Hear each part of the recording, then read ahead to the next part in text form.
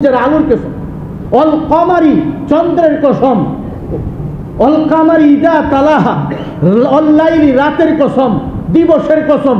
এইভাবে আল্লাহ নাফসিন মানুষের কসম, আত্মার কসম, 7টা কসম খাইয়া আল্লাহ দুনিয়ার মানুষকে বলে, ও বাঙালি শুনো, ও ঢাকাইয়ারা শুনো, ও বিদেশিরা শুনো, ও হে নারীরা শুনো, পুরুষেরা শুনো, যুবকেরা শুনো, যুবতীরা শুনো, মুরব্বীরা শুনো, সবাই শুনো। আল্লাহ বলে শুনো আমি কি বলি। তোমরা মনে করে দুনিয়াতে টাকাওয়ালা হইলে সফল, তোমরা মনে করো দুনিয়াতে গোষ্ঠী বড় হইলে সফল, তোমরা মনে করো দুনিয়াতে দলীয় শক্তি থাকলে সফল, তোমরা মনে করো দুনিয়াতে গাড়ি থাকলে সফল, তোমরা মনে করো দুনিয়াতে বাড়ি থাকলে সফল, তোমরা মনে করো দুনিয়াতে ব্যাংক ব্যালেন্স থাকলে সফল। আল্লাহ দুনিয়ার ধন সম্পদের সফলতা নাই, বাড়ি গাড়িতে সফলতা নাই, নেতৃত্বের সফলতা নাই, কোনো কিছুর মধ্যে সফলতা নাই। 7টা বস্তুর কসম খেয়ে আল্লাহ বলেন কদ আফলাহা মান যাক্কাহা। ওই ব্যক্তি সফল, চাই সে দরিদ্র হোক, চাই সে রাজা হোক, চাই সে পরাজা হোক, চাই সে কোটিপতি হোক, চাই সে এসির নিচে থাকুক, চাই সে বটবৃক্ষের নিচে থাকুক, চাই সে রাস্তার মধ্যে থাকুক, চাই সে প্লেন পরিচালনা করুক, চাই সে ক্যাপ্টেন হোক, চাই সে রাজা হোক। আল্লাহ বলেন যে ব্যক্তি এই দুনিয়াতে তার মন পরিষ্কার করলো কুফর থেকে, শিরক থেকে, বেদাত থেকে, কবিরা গুনাহ থেকে, সগীরা গুনাহ থেকে, আল্লাহ বলেন আমি কসম খেয়ে বলি ও বান্দা ওই ব্যক্তি দুনিয়াতেও সফল, কবরেও সফল, হাসরেও সফল। আল্লাহ 7টা জিনিসের কসম খেয়ে বলে কদ আফলাহা মান যাক্কাহা। যে ব্যক্তি মন পরিষ্কার করলো, ইসলাহ করলো, ইসলাহুন নফস, the man who has repaired his mind, যে ব্যক্তি তার মনকে পরিষ্কার করলো, আল্লাহ বলেন সেই সফল। আল্লাহ যারে সফল বলে এ যে সফল এতে কোনো সন্দেহ আছে? হে সফল মানে কি? তার মরণটা সহজ হইল, আজরাইল যেখানে আসবে তার রুহু কবজ করতো, তার দুনিয়াতে তার সালাম দিত। ওই ব্যক্তির সফলতার মানে হলো তার ইন্তেকালের সময় রহমতের 70,000 ফেরেশতা তারে রিসিভ করার জন্য আসে। ওই ব্যক্তির সফলতার মানে হলো তার কাফন পরাইবার জন্য ফেরেশতা নাজিল হবে। ওই ব্যক্তির সফলতার অর্থ হলো তার জানাজার মধ্যে ফেরেশতা হাজির হবে। ওই ব্যক্তির সফলতার অর্থ হলো তার কবরে দাফন করার সময় ফেরেশতা থাকবে। ওই ব্যক্তির সফলতার অর্থ হলো তার কবরটা জান্নাতের টুকরা বানানো হবে। ওই ব্যক্তির সফলতার অর্থ হলো তার কাফনের কাপড় সরা জান্নাতের পোশাক তার গায়ে পরানো হবে। তার সফলতার অর্থ হাসরের ময়দান যেদিন ভয়ঙ্কর হবে, কঠিন ভয়ঙ্কর দিবস হলো হাসরের ময়দান। আল্লাহ বলছেন অনেক কঠিন, ইত্তাকু ইত্তাকু ইয়াওমান তুরজাউন। ওই দিনটারে ভয় করো। আল্লাহ বলে যেই দিন আমার কাছে আসবা ওই দিন অনেক কঠিন হবে। ওই দিনের ভয়াবহতা দেখে নবীরা পর্যন্ত কাঁদবে, নাফসি নাফসি করে আমারে বাঁচাও। ইব্রাহিম নবী কাঁদবেন, আদম নবী কাঁদবেন, সমস্ত নবীরা কাঁদবেন, ওলিরা কাঁদবেন, গাউস কুতুব কাঁদবেন, আলেমরা কাঁদবেন, হাফেজরা কাঁদবে। ওই দিনের ভয়াবহ দেখে আল্লাহ বলেন যে ব্যক্তি দুনিয়াতে নেক আমল করার মাধ্যমে, গুনাহ পরিহার করার মাধ্যমে তার নফস পবিত্র করে ওই দিন আসবে, ওই দিন তার কোনো ভয় নাই। এই জন্য আল্লাহ রাব্বুল আলামিন বলছেন কদ আফলাহা মান যাক্কাহা।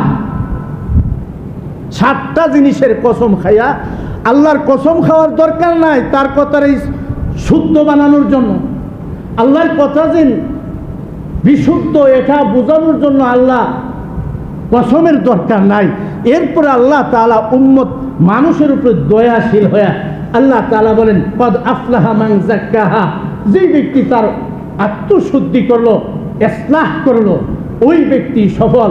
সে দুনিয়াতে সফল, কবর জগতে সফল, হাসরের ময়দানে সফল, ফুলসিরাতের কুলেও সফল, মিজানের পাল্লাতেও সফল।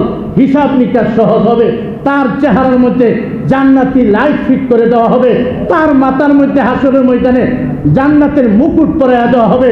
তাকে আল্লাহ রাব্বুল আলামিন আরশের ছায়া তলে জায়গা করে দিবেন।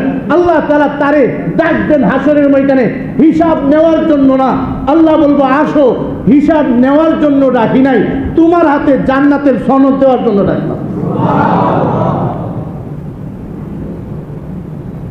আর ওই ব্যর্থকে আমরা মনে করি দুনিয়াতে যার টাকা নাই সেই ব্যর্থ।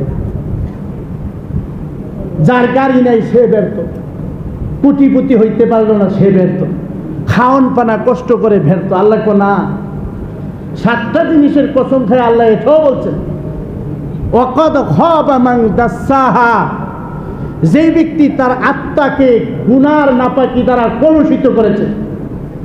আল্লাহ বলেন 7টা জিনিসের কসম খায়া নিশ্চয়ই সে ব্যর্থ, নিশ্চয়ই সে ধ্বংস, সে দুনিয়াতেও ধ্বংস, সে কবর জগতেও ধ্বংস, তার আখিরাত ধ্বংস, সে জান্নাত পাবে না, হাসরে আমার দেখা পাবে না, তার হাতে পায়ে জাহান্নামের শিকল করে সূর্যের তাপের নিচে তাপ দিয়ে তাকে জাহান্নামে নিক্ষেপ করা হবে। এই জন্য ইসলাহুন নফস সবচেয়ে বড় গুরুত্বপূর্ণ কাজ। আর ইসলাহুন নফস আত্মশুদ্ধি করতে হলে একা একা আত্মশুদ্ধি করা যায় না, নিজে নিজে আত্মশুদ্ধি করা যায় না।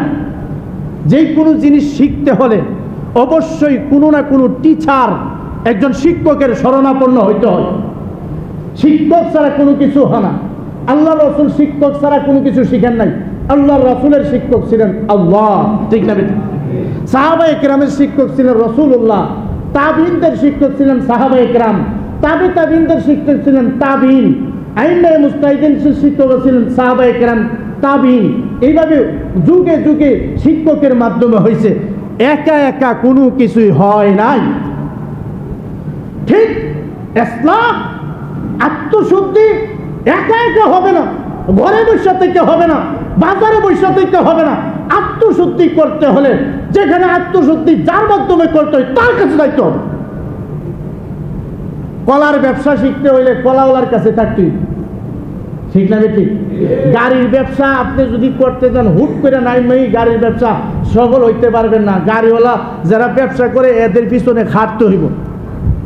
দেখেন যারা ডাক্তারি শিখে এরা কিন্তু অনেকদিন মেডিকেল কলেজের মধ্যে শিখার পরেও কিন্তু ডাক্তারি করতে না, আরেকজন ডাক্তারের চেম্বারে বইয়া বইয়া প্র্যাকটিস করে।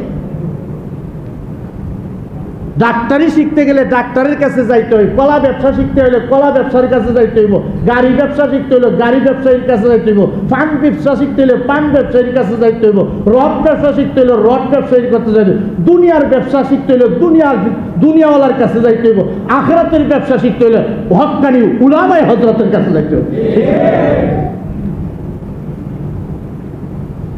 এই জন্য আত্মশুদ্ধি যেটা বলতেছিলাম, আত্মশুদ্ধি ইসলাহ। আজকের মাহফিল ইসলাহ, প্রত্যেকটা ওয়াজ মাহফিলই ইসলাহ। হয়তো বক্তার নিয়তের কারণে নষ্ট হয় অথবা শ্রোতার নিয়তের কারণে নষ্ট হয়। শ্রোতা নিয়ত থাকে কণ্ঠ শোনার, বক্তার নিয়ত থাকে আগামীতে দাওয়াত পাওয়ার। এই জন্য আত্মশুদ্ধি হয় না। তার মানে কোরআনের প্রত্যেকটা আয়াতে আত্মশুদ্ধির জন্য যথেষ্ট, কোরআন শরীফ এবং হাদিস যথেষ্ট। এই জন্য দোস্ত বুজুর্গ, আত্মশুদ্ধি করার জন্য এই সমস্ত প্রোগ্রামে বসতে হবে, শুনতে হবে এবং নিয়ত নিয়ে শুনতে হবে যে আমি আজকে যা শুনবো আমার মনের বিরুদ্ধে গেলেও এগুলা আমল করবো। বলে না হুজুরের কথা যদি আমার বাইরে চলে যায় এটা মানবো না, এটা হুজুরের বিদ্যা মিলে যাবে, কি হুজুর রয়েছে, তাইলে জীবনও হবে না। রাসূল সাল্লাল্লাহু আলাইহি সাল্লামের 4টা দায়িত্বের মধ্যে একটা দায়িত্ব হলো আত্মশুদ্ধি করা। রাসূলের সামনে বৈশা ওয়াজ শুনছিলেন আবু বকর, ঠিক না? বেটি শুনছে না? আবার মুনাফিকদের সর্দার উবাই ইবনে সালুল, সেও নবীর জবানের ওয়াজ শুনছে। ভালো করে বুঝছেন? রাসূলের সাল্লাল্লাহু আলাইহি সাল্লাম এর চেয়ে বড় বক্তা তো আর নাই। সবচেয়ে বড় আল্লাহর পরে যিনি বড় বক্তা, বড় আত্মশুদ্ধিকারী, তিনি হলেন সরকারে দো আলম হযরত মুহাম্মদুর রাসূলুল্লাহ সাল্লাল্লাহু আলাইহি ওয়াসাল্লাম।